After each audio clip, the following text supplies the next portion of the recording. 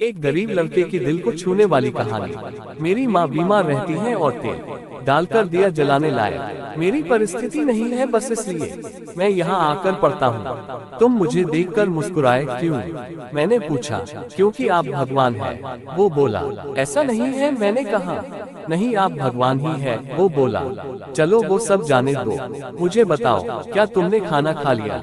क्योंकि मैं तुम्हारे लिए खाने का पार्सल लाया हूँ। देखा, इसलिए मैं आपको भगवान कह रहा था। आज मुझे बहुत भूख लगी है, सुबह से मैंने कुछ भी नहीं खाया, लेकिन मुझे इस बात की जरा भी चिंता नहीं थी। मैं जानता था वो भगवान जिसने मुझे भूख दी है वो मुझे भूखा पेट नहीं सुलाएगा, किसी ना किसी रूप में आकर मुझे खाना देगा। और आप खाना लेकर आ गए। आप भगवान ही हो ना? मेरे पास कोई शब्द नहीं थे।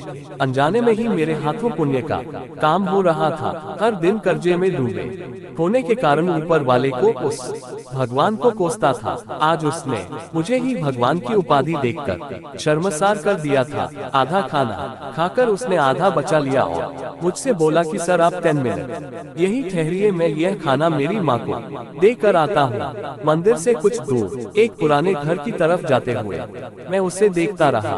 कुछ मिनटों बाद वह वापस लौटा। उसके हाथों में मुट्ठी भर फूल थे। उसने वो मेरे पैरों में रख दिए और बोला, माँ ने कहा है जिस भगवान ने हमारा पेट भरा है उसके चरणों में थोड़े फूल तो चढ़ाने ही चाहिए। मेरी आंखें बंद हो गई और उसमें अपने आप आंसू निकल आए। आंखें खोल के मैंने उसके पुराने घर के तरफ देखा। उस घर के सामने पड़े पत्थर में भी मुझे प्यारी सी मुस्कान दिखाई दे रही थी। उस लड़के की आंखों में मुझे साक्षात भगवान दिखाई दे रहा था। यह कहानी कैसी लगी? आप अपनी राय कमेंट में बताएं।